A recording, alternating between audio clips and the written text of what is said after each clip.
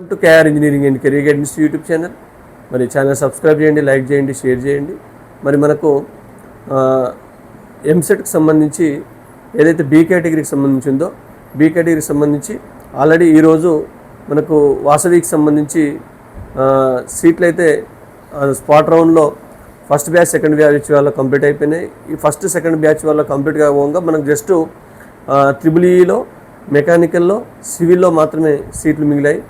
మరి రేపు ఏవైతే third batch fourth batch Vasavi B కేటగిరీకి వెళ్తున్నారో వాళ్ళకు ఈ 3 బ్రాంచ్లు కావాల్సుకున్న వాళ్ళే ట్రిపుల్ కానీ మెకానికల్ కానీ సివిల్ కానీ ఇవి కావాల్సుకున్న వాళ్ళే రేపు కౌన్సిలింగ్కి అటెండ్ అవ్వండి.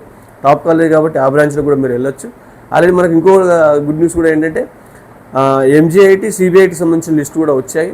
దాన్ని కూడా వాళ్ళు నిర్దేశితమైన డేట్ 18th లోపు మీరు ఫిజికల్గా వాళ్ళకు అమౌంట్ కట్టి రిపోర్ట్ చేయమని చెప్పారు. ఆ సీట్ వచ్చిన వాళ్ళు దాన్ని కూడా యూటిలైజ్ చేసుకోవచ్చు. ఎంజీఐటీలో సిబిఐటీలో కూడా మీకు ఫస్ట్ రౌండ్లో సీట్లు ఫిల్ అవ్వకపోతే మళ్ళీ సెకండ్ రౌండ్ కూడా వాళ్ళు కూడా వేస్తారు. ఆల్రెడీ విఎన్ఆర్ ఇంజనీరింగ్ కాలేజ్ సంబంధించి కూడా సెకండ్ లిస్ట్ కూడా వచ్చింది. సెకండ్ లిస్ట్లో ఎవరికైతే సీట్ వచ్చిందో వాళ్ళు తప్పనిసరిగా వెళ్ళి డైరెక్ట్గా జాయిన్ అవ్వచ్చు. మరి ఇక్కడ కూడా సెకండ్ లిస్ట్లో మీకు విఎన్ఆర్లో ఏమైనా ఖాళీలు ఉంటే మళ్ళీ స్పాట్ రౌండ్ విఎన్ఆర్ వాళ్ళు కూడా అరేంజ్ చేసే అవకాశం అయితే ఉంటుంది. సిబిఐటీ ఎంజీఐటీలో కూడా ఖాళీలు ఉంటే మళ్ళీ వాళ్ళు కూడా మీకు మరొక లిస్ట్ అయితే అనౌన్స్ చేయడం జరుగుతుంది.